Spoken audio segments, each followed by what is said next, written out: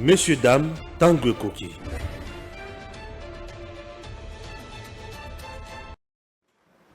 Messieurs, dames, bonjour. Vous êtes sur Edem TV officiel dans l'émission Tanguy Koki. Je reçois pour vous Monsieur Patrick Eyale. Avec lui, nous allons analyser l'actualité au pays. Les sorties multiples de Paul Kagame, mais dis-moi, aye koloba nini. Congolais ne s'y pas manifester contre Macron et s'engagent pas manifester contre Félix Tshisekedi. Fayoul P aye à rejoindre Paul Kagame. Quelques heures après, pour le président Tshisekedi Nengazawana, il a été nommé par Kagame et Basangani va créer insécurité à l'est, Bomabatu, Bakosa, Lolengenini, pousser, reporter plutôt élection, Bakende Malamoku na glissement. Nde to se rappeler le maloba oyo kamita to aloba ke to kopé sata une minute ce qui élection et salémité. Chers compatriotes, katumbe pe alobaka. Matali ba machine oyo ya processus d'enrôlement eza mingi na Kasai na Katanga kutu eza malongate. Entre temps c'est l'argent du Katanga qui avait acheté ça, des choses un peu comme ça. Macron na koya na mboka na biso, une visite qui est vraiment controversée. Les uns disent Aya Salani, les autres Aya Naï. Bon, concrètement, tout retenir nini.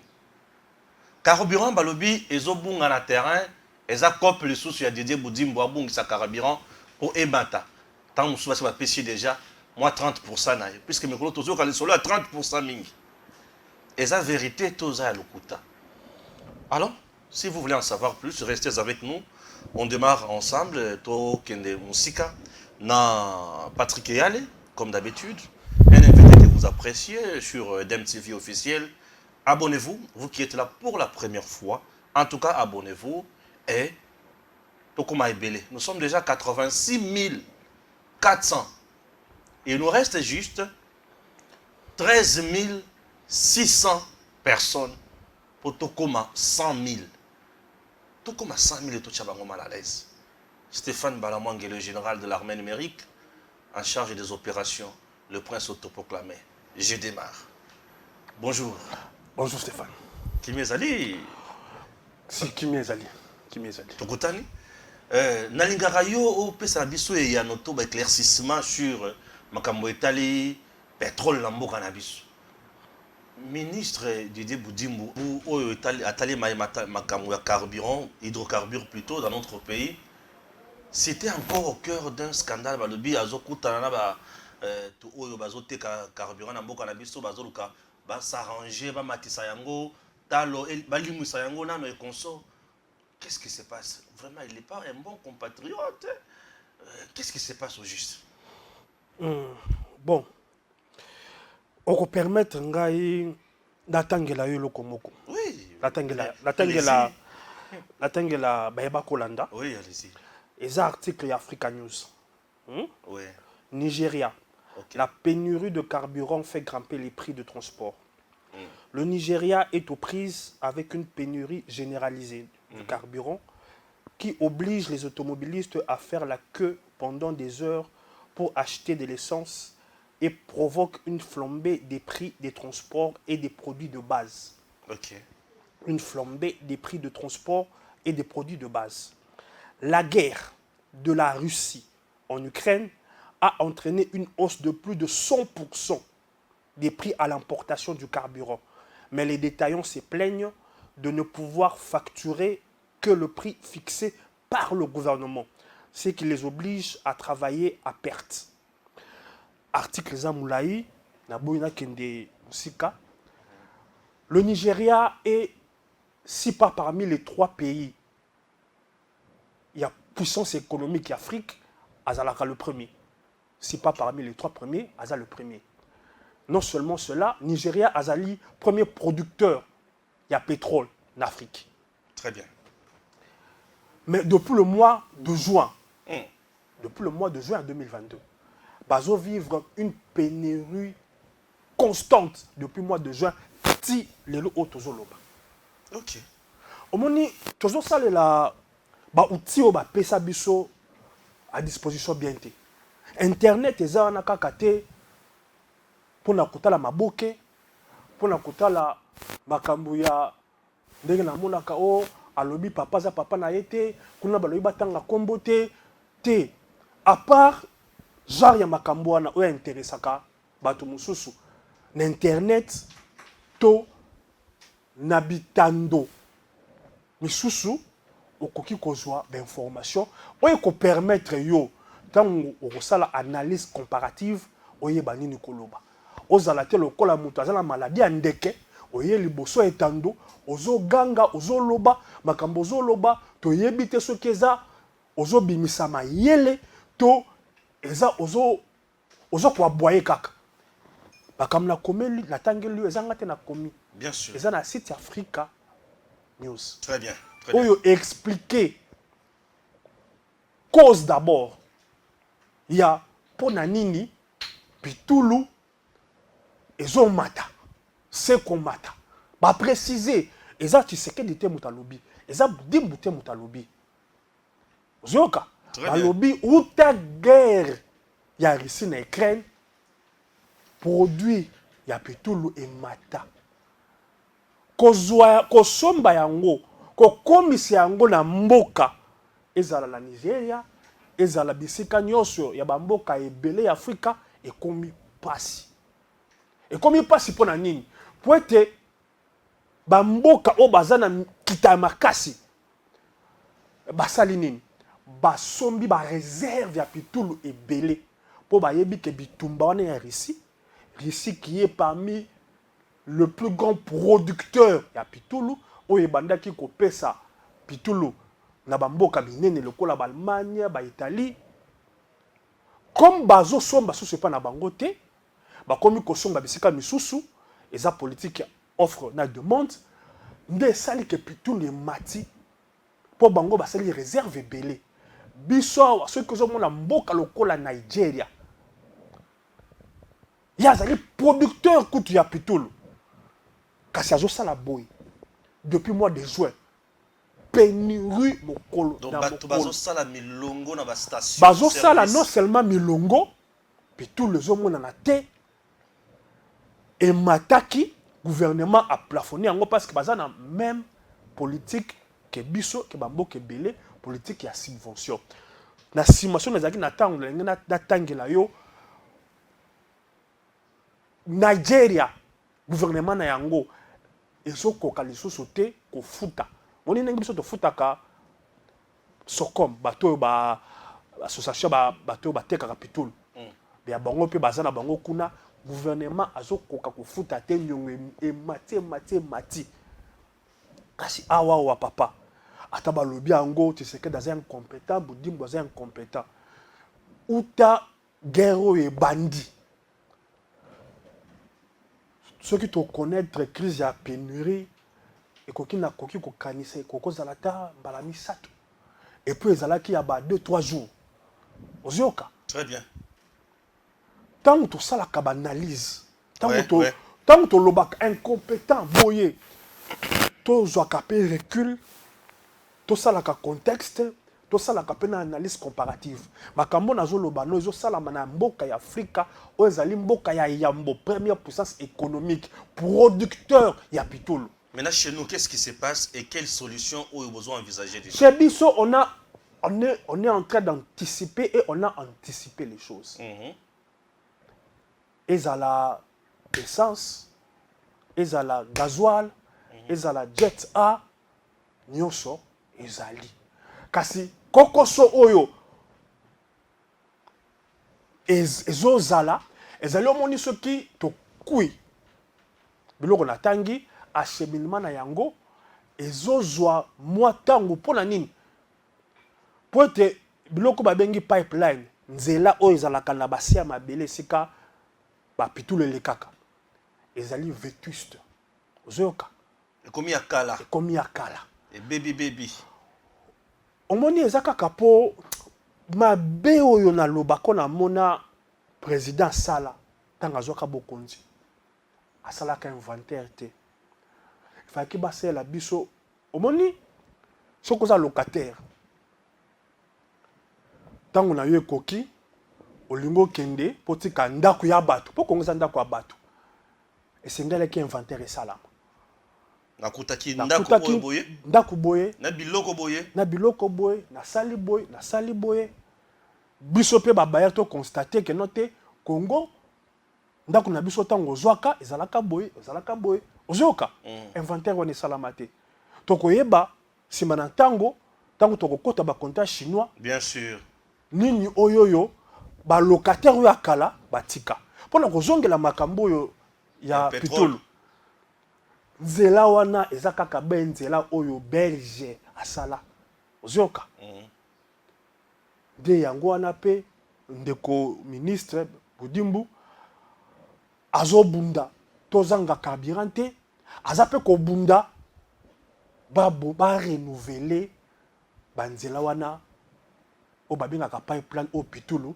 eyaka po okomona pitulu eye na mwanda kasi po ekitela biso awa ezozwa ntango ebele na ntango wana ntango ekozwa okomona bapesi décision no te na bastation essence boteka mwa moke po réserve sila ta na tanda eya kasi nasingi korassurer population ete crise wana eza toloba te eza mosika na biso mais ezali nanu maîtriser ba disposition anticipative oyo esengeli kozwama ezwami déjà pe ezwami te ezozwama po ete makambo oyo ezali oyo tolobaka ba impromptu na lukimu wana na lingaka na moni te kasi gouvernement eyebi na kosala face na impromptu wana eza nini ezali guerre oyo ozoyoka makambo oyo ezokwela biso toyebaki te kekoya malamu mingi ndenge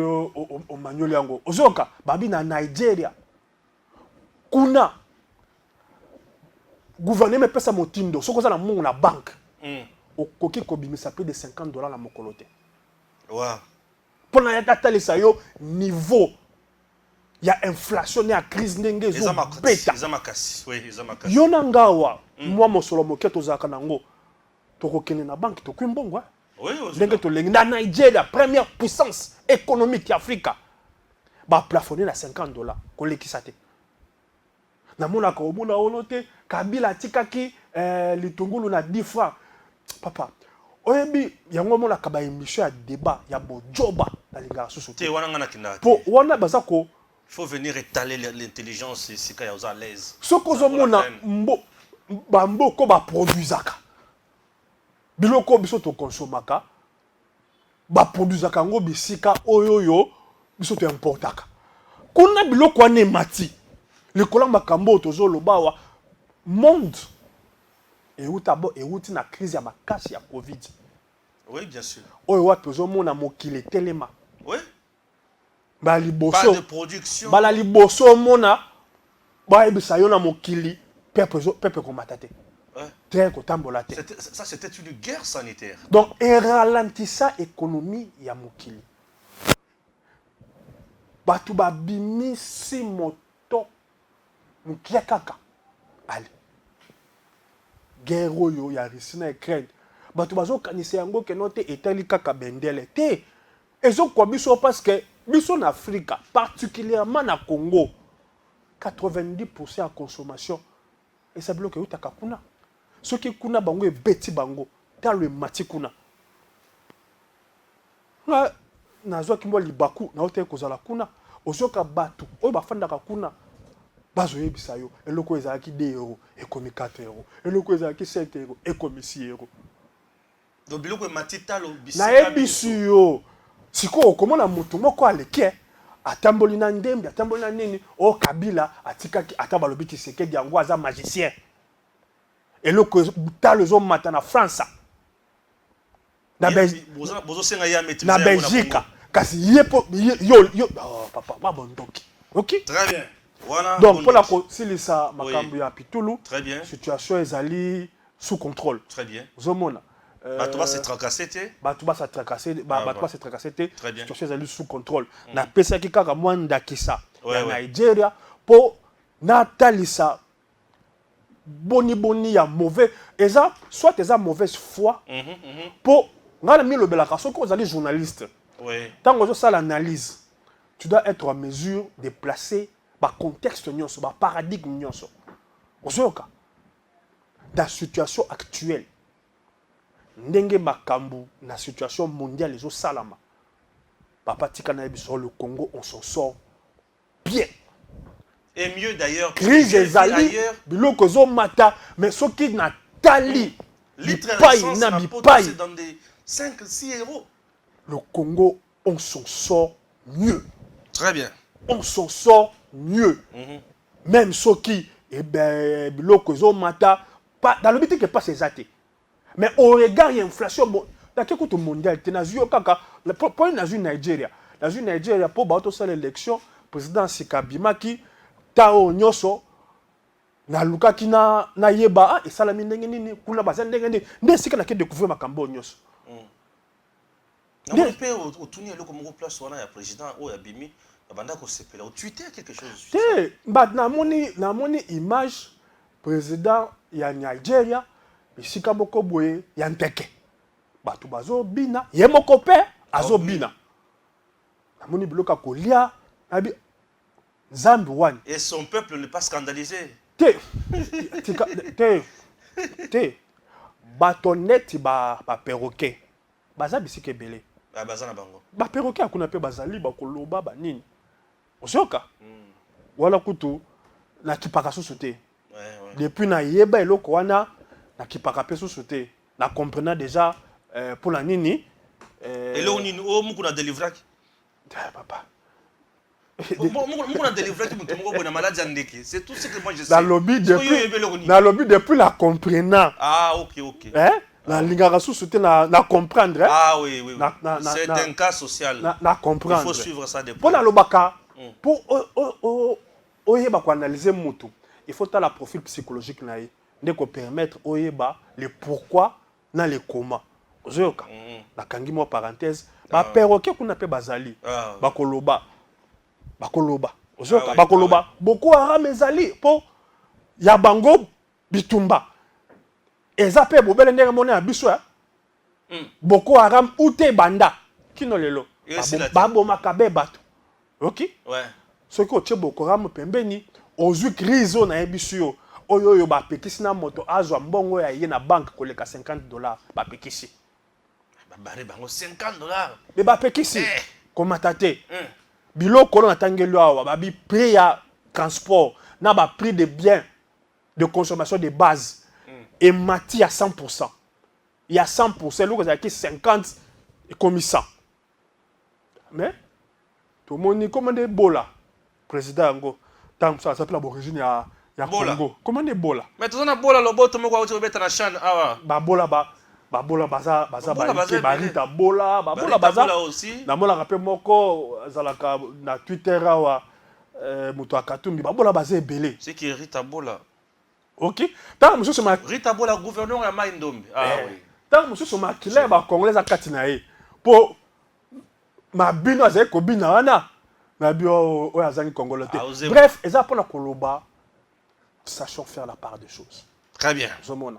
Po ya biso batawa balinga ko bimisa soki ba moni moi photo ba moni mokonza mboka kendaki atala matanga. Ata esika ya libala ya mwana na ye okoyoka batu na mayele. Et batu mususu baloba. Ozoka tokoyi kondiba. Mokomona mutu mususu otali profil na ye. Otali ndenge azoloba po amoni Tshisekedi na fête ya mariage obi ma plomo yo za moto yo to ba déficit ko déficit et le ngala ça été boigné za kana ma plombe te ozoka ma plombe ko ke eza supposition ya koza maeli kasi lingolo bateke ozala maeli mingi lingolo bateke boigné za kati na yo.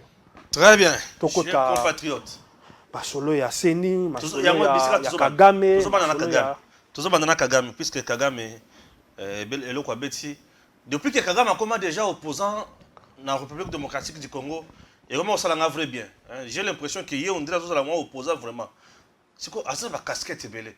Entre-temps c'est Kagame qui nomme le président en RDC, entre-temps c'est lui qui crée l'insécurité à l'est.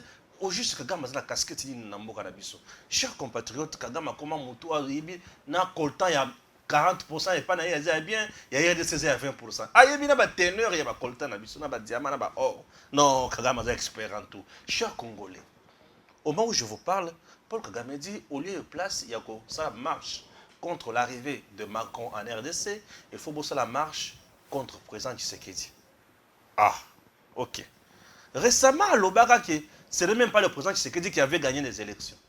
Vous vous souvenez?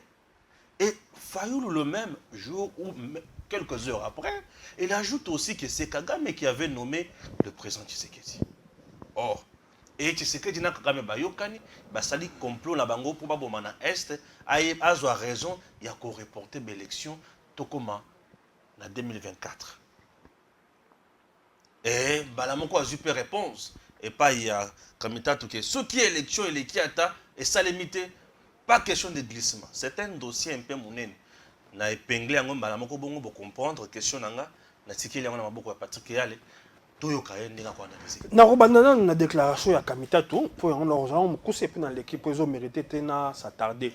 Et ça na batu mususu sur certaines questions.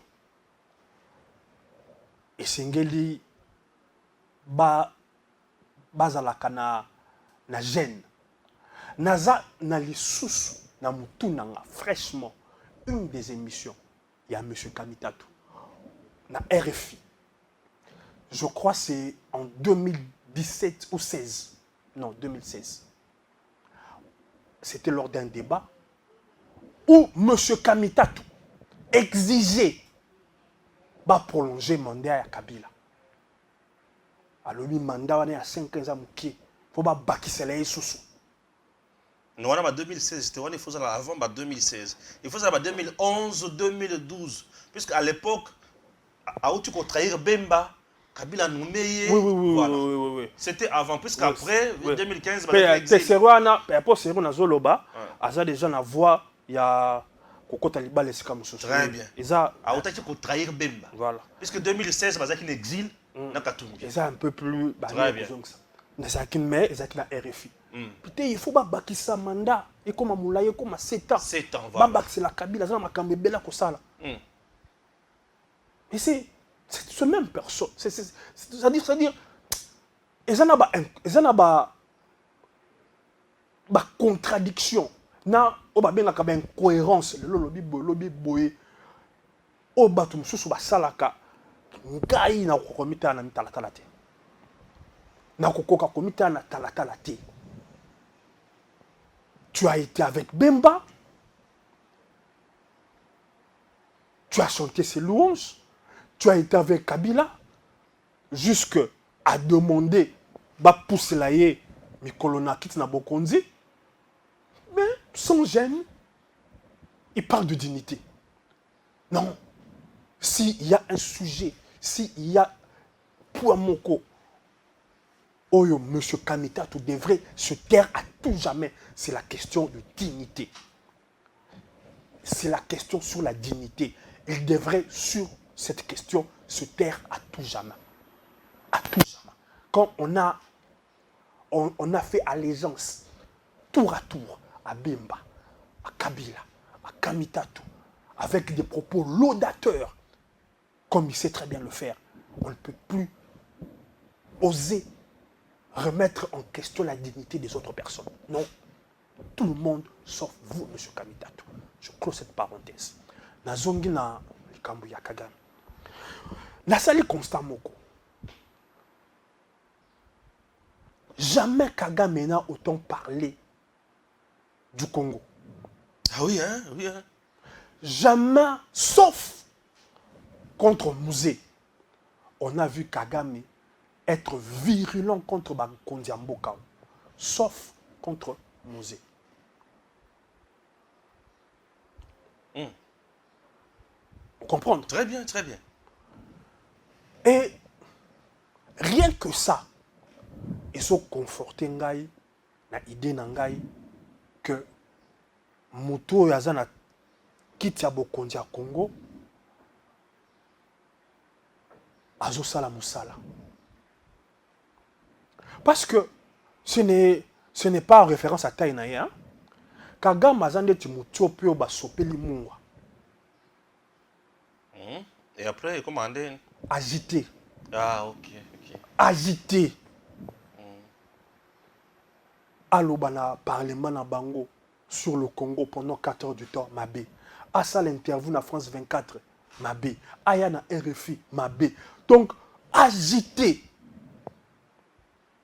Ah, je comprends qu'il a été bousculé à un point où pendant les 20 dernières années, Atikala a bousculé Bongote. Atikala a bousculé Bongote.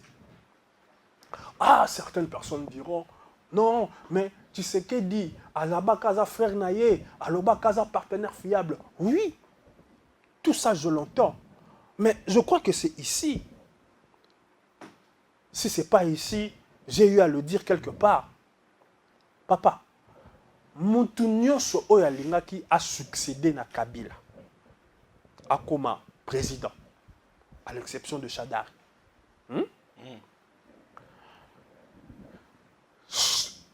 Schéma mon côté Alingaki Azwa pour régler le cas de Kagame en 2-3 mouvements. Dengue, vendeur d'illusion, va faire croire Bisso. Dans sens ni. Et ils sont liés dans ma cambébélé. Je crois dans le bango awaw. Ozomo na lelo, tozo kanini. Tel général, Akimi, Aki M23. Tel général, a sali défection, Ake, ebandi lelo te, ebandi na ba CNDP, na ba nini. Aliyo komi président. Ozu ba généraux nyonso wana oyo lelo bazo longbaka, bazo kindaka M23. Yo ozu bokondi non? Alo bengsi bango nyonso ebisi bango ndenge zaboye ngana lingi bitumbala Kagame lelo. To sila na. Mais la nuit, le même général vient t'assassiner. Non, oh, c'est-à-dire, les gens n'ont pas de recul. Bien sûr. Les gens n'ont pas de recul. Contexte, il y a armée. Oh, tu sais que d'Azouaki. Bien que, 4 ans après, même si il a pu voir un peu plus clair, mais toujours demeurer dans un contexte, il y a Otolobaka, l'armée a été minée. Minée. Bien que, avec le temps, certaines personnes ont la facilité. Au monde, Kasaro Zelani n'est pas long la bango nyonso. Ah, papa. Vous jouez avec l'armée. C'est-à-dire, les gens ont une facilité déconcertante à dire des choses qui dépassent le niveau d'entendement et de compréhension. Il y a certains sujets. Tofandi Karaboe, Félix Tshisekedi, président de la République, bon, ça va. Les généraux nyonso, rwandophones, tous ceux qui banyamulenge, tout le monde est l'armée. Une nouvelle rébellion. Bon, on est fort ça là. C'est bon, on est à supposer par absurde à commis président. Né à Rosala. Ziggy. Oh, t'as un combat. Ziggy. Donc, même temps, on a 6 mois à 6 guerres. 6 mois.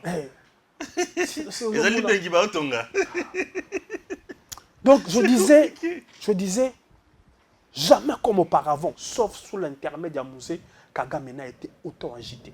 Très bien. Il n'a été jamais autant virulent contre nos dirigeants. Ceci montre qu'il a été secoué. On lui a proposé, quand je dis on, je parle de notre gouvernement, une solution de paix. Parce que la réalité, cette guerre est une guerre économique et est une guerre, il y a volonté, il y a Kagame, il y a étendre territoire naé. Parce que Rwanda, ils ont Mokamuke et Baza Kokoma de plus en plus ébélé. Congo, ils ont Mounene, ils ont non seulement Mounene, ils ont la Kita ébélé. Donc, ils ont doublement raison, il y a qu'on continue la guerre. Le gouvernement a étudié les voies pacifiques. Il y a qu'on résoudre épineux problème oyoyo qui persiste depuis près de 3 décennies. La solution de la paix. Kagame a fait mime. Il y a quoi acceptant. Si comment qui ba sala ba ngo ba comme kimi ba avant signer contrat comme on kimi donc yokani to ko sala boy ko étape nyonso ana ba sala yango ces étapes successives et c'est là qui pour asseoir une paix. Mais Kagame au finish il pensait qu'il va continuer à dominer et à imposer son jeu comme il a fait pendant 20 dernières années. C'est là où Asali calcule Yamabe. Parce qu'il a en face de lui une autre personne qui est Oya Mesanaka tout obtenir de lui. Tout obtenir de lui. Ouais. Aujourd'hui, ce qui est, je ne dirais pas écœurant parce que c'est un message, comment on a failli koya kubala discours ya Kagame koloba ete esengeli ko s'en prendre na président de la République pour être, selon Wana Fayulu, Baza Ningala Kagame, syllogisme Wana, ils ont tenir te, Namokolo Alelo Tokoyukolo Banyonso, mais jamais Kagame n'a été autant exposé. Jamais la criminalité et la dangerosité de Kagame a été exposée. À tel point que soutien légendaire le col aux États-Unis baza obligé à pointer du doigt.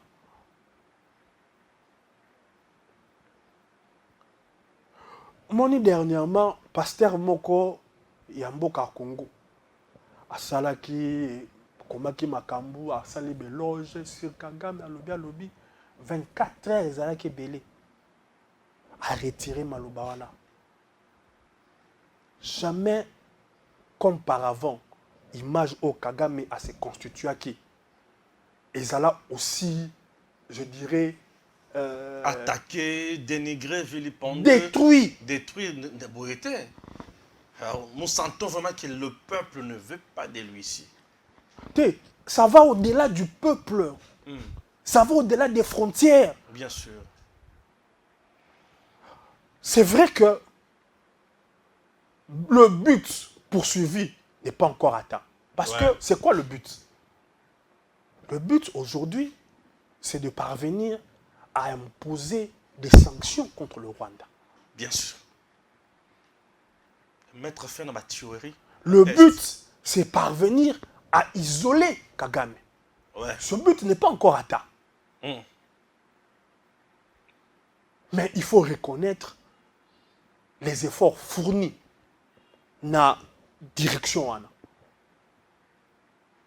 Il faut reconnaître les efforts fournis dans la direction. Ne pas le reconnaître, qu'il y a une théorie, que Kagame n'a pas séqué de bazaba ninga tilelo, bayokani po basala boy. Et là, sur un niveau de théâtre, il faut que l'ango adjectif moussous. On est dans un théâtre. Très bien. C'est un niveau de théâtre sauté. Comment est-ce que niveau? Même mot pour qualifier en gros.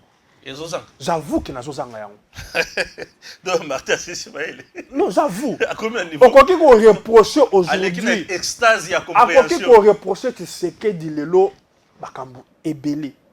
Mais koloba na mokola lelo ke baza baninga bazo bomisa batuna est. Bazo sala jeu. Non.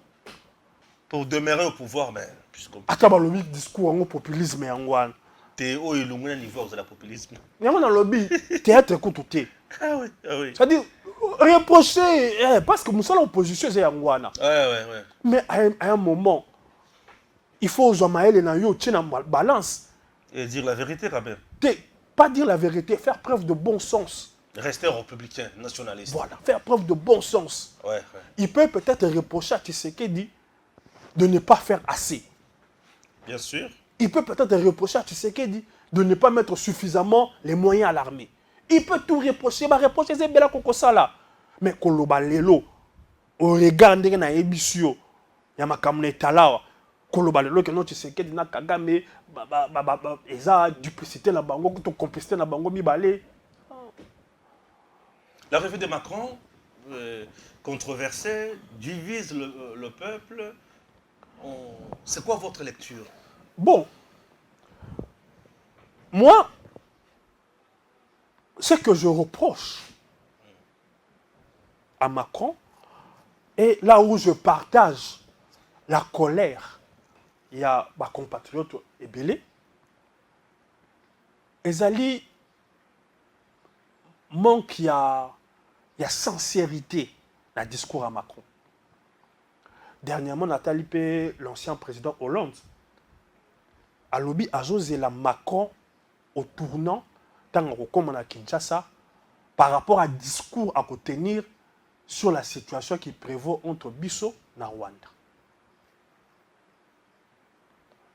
Pour dire que position à Macron, ils ont dérangé Kaka, Bisso Congolais. Ils ont dérangé même certains hauts dignitaires français. Très bien. Parce que le président Hollande est quand même l'ancien président en France. Ouais. Le discours de Macron, la réponse de Macron,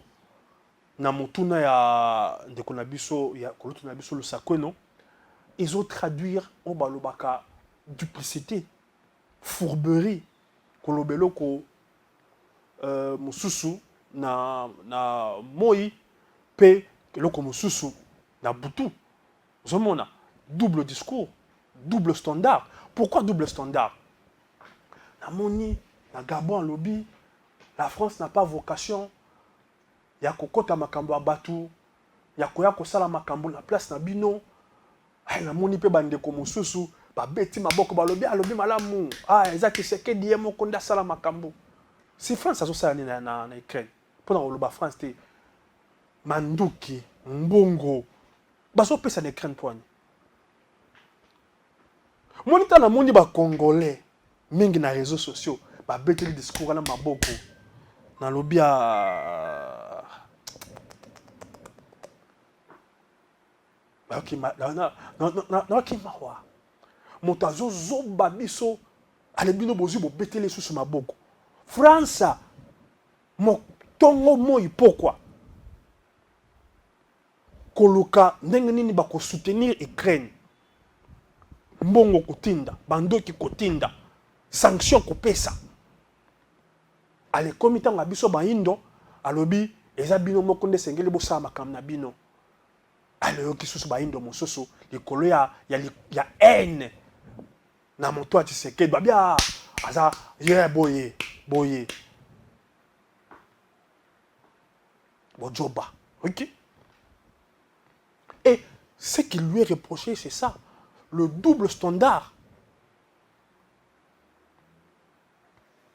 Biso kaka ngai kaka te et belé na ba français bazape komituna gouvernement na biso ezo sala nini na guerre ya Russie na Ukraine.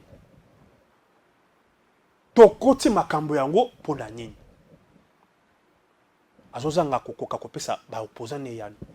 Mais na biso na Afrika alobi te biso eza makambo relation d'intérêt. Bitumba na bino wana eza intérêt na biso te. Bo bongisi yango bino mei. Olobi boye nzoka yo moko pe ozoluka na nzela ya médiation ondimisa biso voix moko to nzela moko oyo biso tolingi te.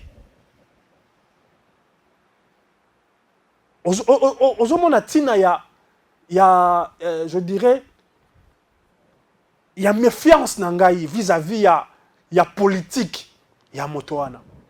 Aza moto il y a double standard, double discours.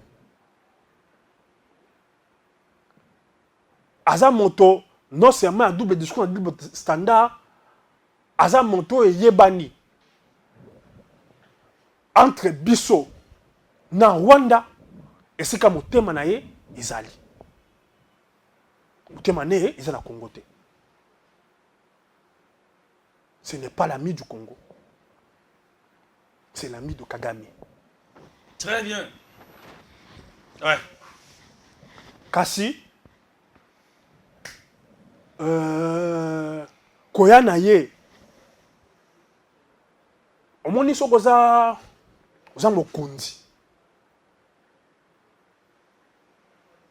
Esengeli olongola ba état d'âme.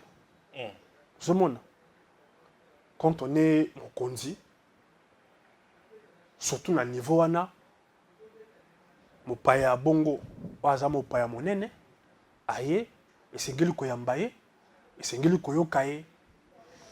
Ozoyoka, o bato bazoloba o te, esengeli te. Culture na biso, to culture démocratique, to culture ya ce que doit être un chef et doit faire un chef. Ils ont permettre biso te na niveau ya makambo. To loba ete, to kota na mo pepe. Ya bato ya société civile, to bakter mususu, o bazoloba te sengeli te ya ou te sengeli ko boycotter. Non. Sengeli ya, sengeli mokonzi. Ayebisa ye, les yeux dans les yeux, a Solane Franco, pour la koyebisa ye, bakambo biso, bakongomani, tozo ressentir par rapport à disukulu na ye, par rapport à politique na ye. Balobi na bango te ke batinda, basoda, baya ko bunda na esika na biso. Bo kala kutu basaya ko senga bango te, bango bando tinda basoda. Basoda ngo bazaya ko ya ezaki intérêt ya biso te, ezaki kaka intérêt ya bango. Kasi basoda bazaya ko ya opération à termis tout ça. Ozoka. To sengi bango pe basoda te. To sengi bango na bitumba tozo bunda po bango nde bazalaka na conseil à sécurité. Bango nde kuna bazana makoki ya kotia Rwanda sanction. Ndenge batia Russie sanction. Ou soit le Rwanda est derrière le M23 et aussi présent militairement dans le Congo, cela doit être dénoncé comme on dénonce toutes les guerres d'agression, ou soit ce n'est pas le cas. Double discours wanande to sengeli to lingangote to ripe kondima yangote. Ou soit le Rwanda est derrière le M23 et militairement au Congo, ce qui est aujourd'hui indiscutable, et les sanctions doivent être prises. Et parmi les personnes, oyo, à chaque fois, initiative à sanction, et yaka, ba neutralisaka yango, ils font ça. Djoka kune zalaka, et sengeli, bango nyoso mitano wana, oyo ba fandaka, po bazwa mikano, bazala bo moko, pour décision wana, et kwea. Soki kaka moko, alobite, et kofanda. Ouais. Ça demande uniquement bango sur 5 à l'unanimité. Nzoka, France, mingi. Atala makambo ezalaka ya kolongola levé ya kosoma mandoki. C'était la France. Bon, ben les France, ne mutazala ki kotinga makoloba te boye soki te nini soki boye te. Ozoka. Oui, bien sûr. Nayoki aroyana ba chef d'entreprise, aroyana ba investisseur. Soki ba roya kotia mon solo. Pona Congo pe emona siki abe ezate Totalement. Voilà. mais kasi sengeli kolobane bo solo miso na miso likolo ya position na ye wana fourbe. Nous allons terminer na position ya Katumbi. Qui récemment qui ma machine à voter. Qu'est-ce que je dis? Ma machine il y a enrôlement et ça plus la Kassai qui est dans l'espace Katanga. Entre-temps, c'est l'argent du Grand Katanga qui a acheté ces machines en question. Bon, c'est une bêtise de plus. Bêtise de plus. C'est une bêtise de Ça, plus. c'est pas possible.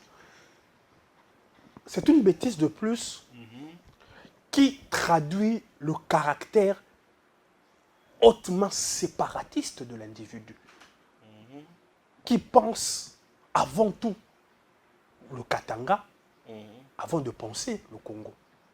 Très bien. Ouais. En réalité, Ouais. c'est un séparatiste. Ok. On s'est rappelé discours Nemo Kwasalaka pour à revendiquer tout à télémela selon ye ndenge certaines personnes oye pour na ye bazaba vaillant congolais bazalaki soi-disant persécutés par le régime. Dans ces personnes, tu avais général Akimawana, John Numbi. John Numbi, tu avais l'ancien président, il y a Seni. Seni, Ngoï Mulunda. Donc, on sali recoupage ya ba sorti na ye bateau ya telemelaka makambo ya lobelaka. Tu vois que généralement ça ne tourne qu'autour du Katanga. Mais bizarrement, il y a bateau na ye baza ba premier bateau ba dénonçaka tribalisme. Donc baza bateau ba monaka lipoti na miso ya basusu. Kasi liboto o eza kati na bokonzi ya bango na ba membre na bango mususu o ba bomba na kapete lokola mususu wana mona ya mulongo o papa ne ye moko kota zalaka séparatiste ouvert ye moko pe mona déclarer ngo ba mona kate ba mona ka bel lipoti ya tribalisme pa ya bato mususu mingi pa baluba to lo bango siki parce que nyonso ya bango ezala kaka da Kasai basali na personne d'examoke. Si on regarde les statistiques, il y a un centre d'enrôlement. Numéro 1, il y a province où il y a un centre d'enrôlement, mais les Kinshasa, ça ne tient pas. Numéro 2, il y a Kwilu. Ok. Je te dis, un, Kinshasa, numéro 2, Kwilu. Le Kasaï, c'est à quel numéro? Parmi les 5 derniers. Parmi les 5 dernières provinces.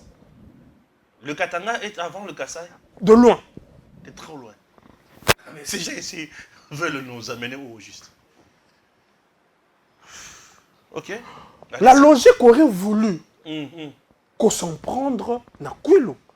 Oui. On n'en parle pas. Koloba te poani ni Kwilu leki. Yezala kaka.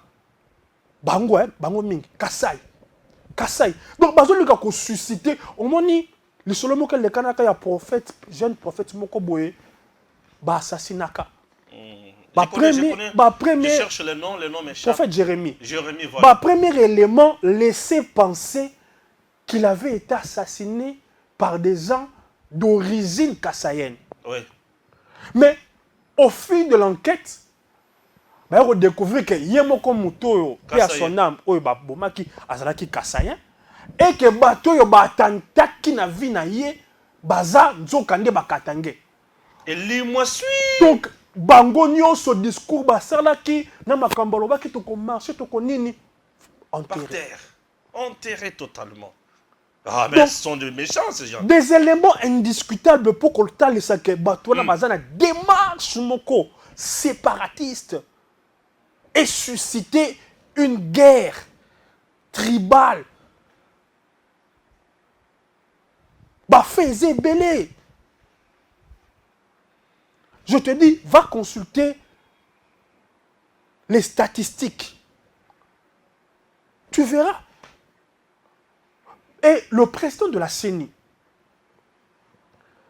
a très bien expliqué dernièrement la point de presse naé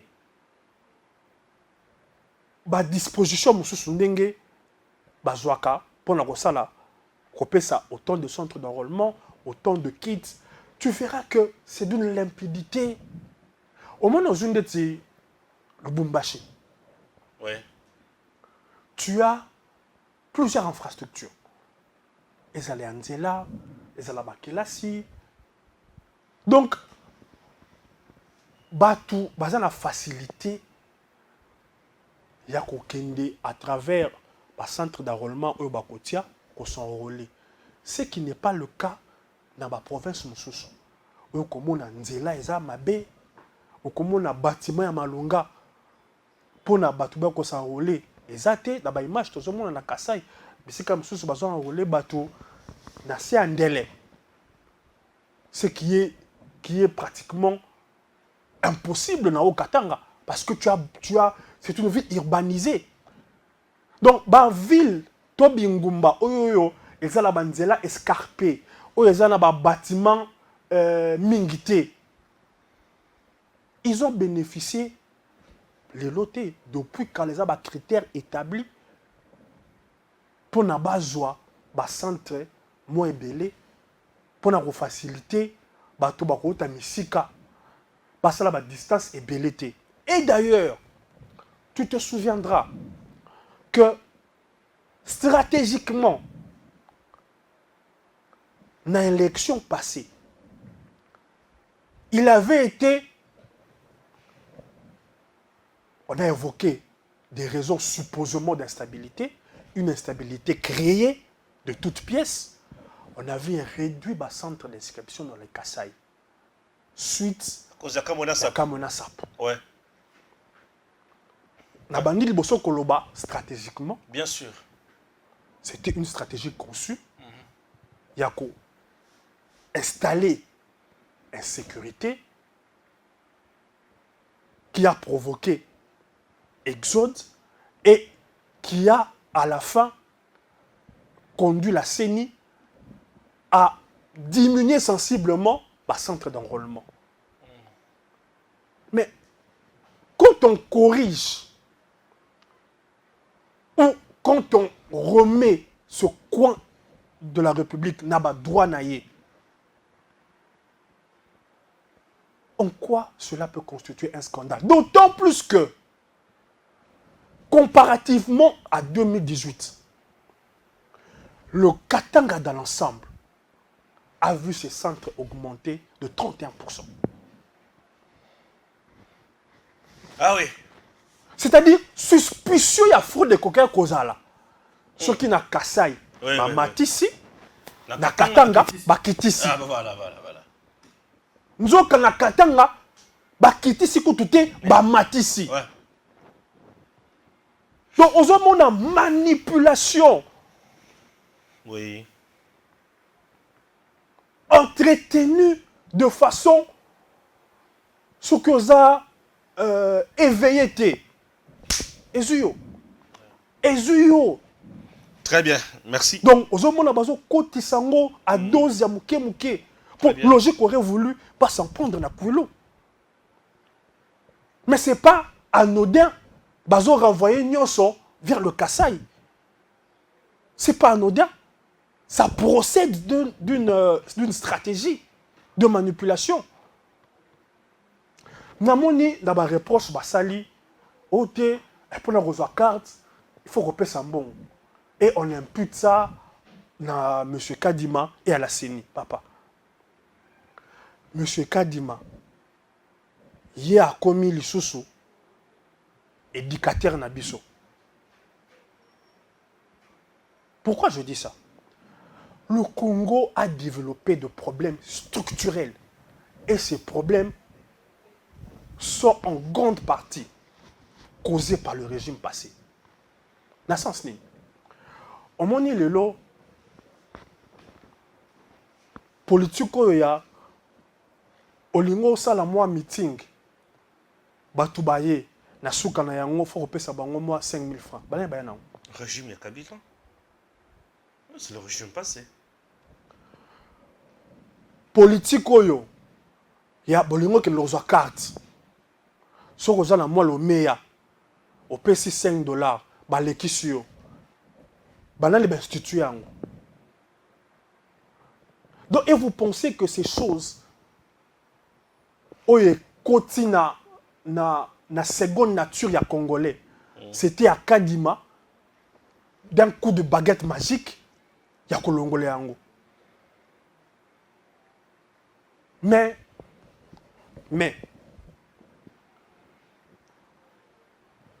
nazalaki na point de presse ya M. Kadima oyo esalami. Atuni une question simple. Nenge tozawa, tofandia, toza à peu près, tozaki à peu près 200. Nani kati na bino asanrole tazwi carte te. Mutatomboli musapi azate. Tout le monde avait déjà sa carte. Papa. Aux carte non? Tu peux, c'est-à-dire... Oui, j'ai la mienne aussi. Ici, chez nous, tout le monde a sa carte.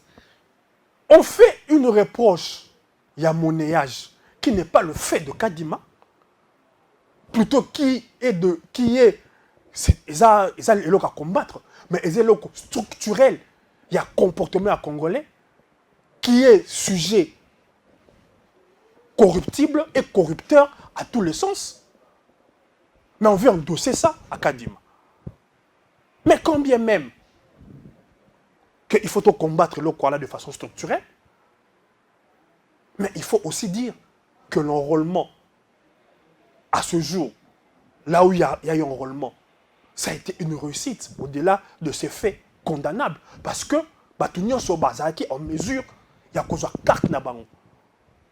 Même si, c'est pour certaines personnes, ils ont eu à passer bataille belé pour Bazango, 10 minutes, 15 minutes, 1 heure, ça peut dépendre de la connaissance de la moto parce que ils se sont rendus la tâche facile en faisant le pré-enregistrement. Mais quand cela ne tienne, dans mon colo à l'élo, mingi na Kinshasa wa, batonyo so oye sengela ki bazaki na posa ya kozwa carte de lecteur. Baku yango. Moto moko ta kolobo na kendaki na koki kozwa te pour nazaki na mbongo te yango na kute azate. Bazo brandi balobi balingi ba imputer sur le kambuya azui ba carte ba pesi ba carte belé mais toujours fonctionner ndeti bato ndeti on dirait bato bazan Alzheimer, c'est-à-dire bato mémoire les okima. Processus oyo to salaka oyo eza ya lelo te oyo ezalaki ya nini mpo yango nde tosalaka processus wana ezalaka ndenge nini oye lelo ozwi carte na yo à l'instant, c'est-à-dire 5-10 minutes après ezalaka bongo te eza te oye basali yo bayebi so ozonga après te ezalaka instantané bamachine bakiti wana eza centralisé te. Et ça a toujours fonctionné comme ça. On enrôle les gens. Batoyo. Net exemple moto oyo azana poto oyo asali 5 cartes. Hein? À supposer to landa Fabien. À supposer que to landa logique na bango, le processus est un processus frauduleux. Il y a fraudé. Azui 5 cartes. Azui ba carte wana dans l'intention, surtout landi logique. A voté nango 5 fois. Mais ça notoirement connu Kaza Moutafayol. C'est-à-dire, surtout l'année logique, à se procurer 5 cartes pour avoir voté 5 fois Fayol. Au moins, on a salam là, na ozo concevoir na melo kabojoba. Moi, maïe le moukié ko injecté en. C'est-à-dire, pour le cas d'espèce, on peut accuser le camp Fayolo de préparer une faute. Parce que Moutoua Oyo a se dévoilé, croyant piégé. Mais il est notoirement connu Kaza Mouta Fayolo. Donc, on voit qu'il y a 5 cartes pour voter 5 fois Fayolo. Ça, c'est de 1. De 2. Il est notoirement connu qu'après le processus d'enrôlement, ils ont une étape pour Bengaka. Toilettage, il y a. Voilà, mais c'est un terme fichier. Terme approprié. Toilettage affiché, oui. Voilà. Étape wana, bengaka bemba partie tierce. Baya kosala yango. Audit affiché, toilettage affiché. De doublonnage, c'est-à-dire opération ya kolongola ba doublon. Voilà. Dédoublonnage. Ouais. Babengaka entreprise moko songolo babengaka mpe bamaison mosusu to baentreprise to baorganisation mosusu eya koassiste na yango baya kotia misu na bango ozomona mpona koverifie ete fichier oyo bakopesa badoublon baye te esele koyebani koluka koagite bato na ntina nini mpo opération wana loba ete ezala ete opération wana eza prévu te wana tokoloba baza makanisi mabe opération wana eza prévu bokoki kosollicite ke bino mpe mpoza na poele baexpert na bino mpo esalamaka baverifie soki badouble eza te pourquoi koagite bato les kits eyebani eza centralisé te c'est quelque chose de connu et c'est pour cela qu'on a prévu après étape oyo étape de dédoublonnage c'est connu. Très bien, chutons avec le dernier point. Les alliés scandale autour, il y a la révélation, il y a un contrat chinois. On a vu des choses chiffrées et nous sommes vraiment scandalisés. Il y a comme on a banzela ou ibimisi misolo na mboka na biso et banzela on a existé les sous-soutés les lots en quelque sorte. C'est compliqué. Ah Stéphane. On peut arrêter qui? Ou on n'arrête pas? Est-ce que on dénonce seulement et puis on passe? eloko nini oyo ezolobama lelo oyo eyebanaki te ke eza bongo nayebi te soki na s'exprimer bien na sens nini eza ndeti c'est pas une révélation en fait ozomona biloko nyonso oyo j'ai parlé d'inventaire tu vois c'est même si l'inventaire n'a pas été fait de manière je dirais coutumière et salamaka mais du moins biso bakolo Congo oyo totiaka balocataire na ndako ya Congo toyebi ete bato oyo bazalaki na ebonga wana basala makambo ya salite oyo tokoki kokompare yango te ndeko moi nayokaka bato balobaka bilan eprocédaka mpe na eloko nga na hérité et eloko nasali na oyo nazwaki nsima ntango moko calculé tala biloko to hérité biloko somo tala biloko to hérité lipa etikali mukokoli balongola biloko nyonso akati ozoyoka biloko to hérité oui. contrat oyo esinyamaki mpo botonga nzela botonga balopitalo botonga baetelo mbongo ebima me misala esalami te tohérité moins d'1 milliard ya réserve tohérité un budget qui n'atteignait pas 4 milliards ntango nayebi so yo bilan ezalaka eloko moto akuti mpe oyo akotika on peut tout dire mais ntango Tshisekedi akokenda mpo akokendaka asupposé que même ata na 2023 kei moto akokitani na ye akokuta réserve ya 4 milliards akokuta budget ya 15 milliards. Très bien. epai wapi akutaka 4 milliards. nsima na moto asali mbula 18 ans. merci atiki moins d'1 milliard La réserve stratégique.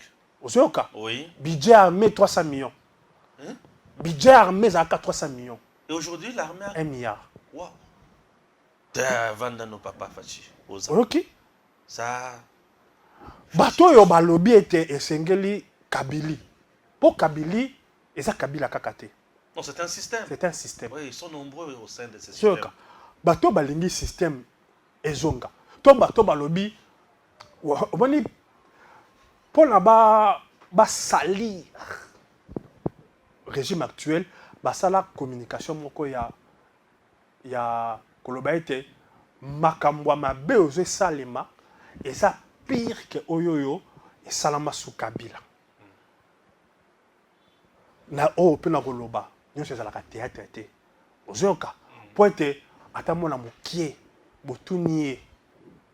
C'est vrai tokoloba te ke na régime oyo scandale eza te scandale ezali mpe ya salite mpe ya mabe mpe tokobomba te tokoloba mpe tozoloba mpo tolingi yango te kasi ntango nayokaka bato balobaka te ya boye nano tomona te ya boye nano tomona te papa bato wana balobaka ya boye nano tomona te bazoyoka to bazomona te makambo ya contrat chinois ebele kati na bango balobaka na ba réseaux sociaux nazoluka napelisaki na biso wana ya mosusu telefone na ngai éclairage eza bien te nazwi na torche natie naluka bacommentaire nazoyoka bango te bazobeta yango kara Aujourd'hui, téléphone au pélis. napelisi natie éclairage nazwi na torche natie mais aux hommes, commentaire. nazomona bacommentaire te Au chèque manette.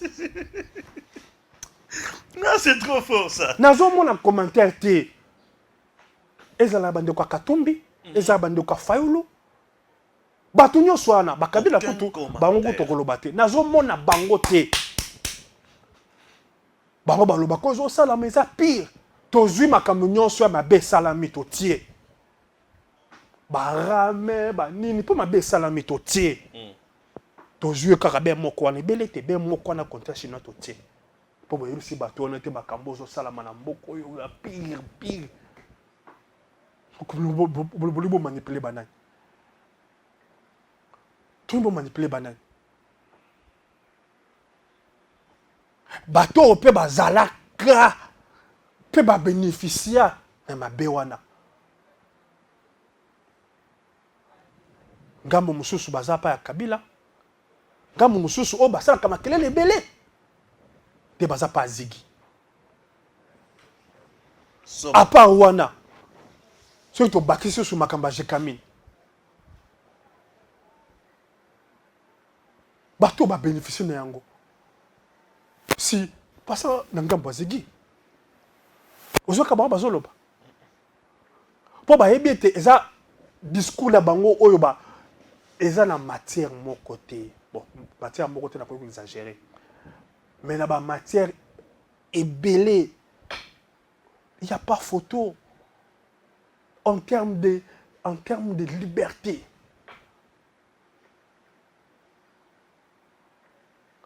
En termes de croissance.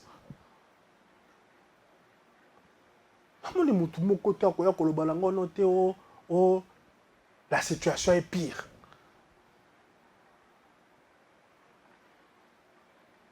Kobo Sanaete, il a été même incapable de fouler le sol congolais. Azolingo Bimisa, que régime Tshisekedi, il a été incapable. Il s'est limité à Kasumbalès. Mais aujourd'hui, il s'est enrôlé. Paisiblement, calmement. Et il va oser dire que ce régime est pire que leur régime. C'est la folie. C'est la folie, tout simplement. Très bien. Voilà. Ça a été pour nous un grand plaisir. Il y a Rosa Nabino. Je savais que merci beaucoup, Nzamba Batela Congo.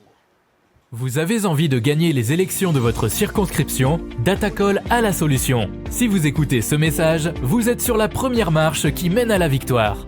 Cela vous semble impossible de gagner les élections de votre circonscription facilement, intelligemment et à moindre coût? C'est que vous ne connaissez pas encore Datacol. Soyez novateur en politique et utilisez les services Datacol. Ce service est la solution idéale pour tous les politiciens, tous les indépendants ou encore toute personne soumise à la diaspora qui souhaite s'impliquer dans une campagne politique qui gagne.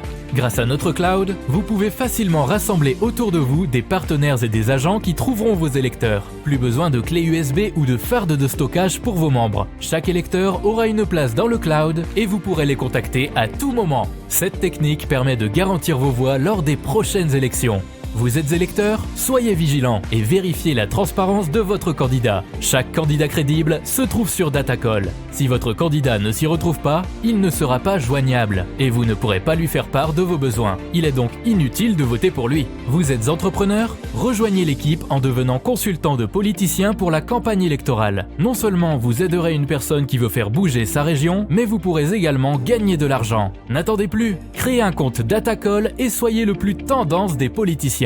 Des milliers d'électeurs vous observent à travers Datacall. N'hésitez pas à créer votre compte sur www.datacall.com. N'hésitez pas à créer votre compte sur www.datacall.com.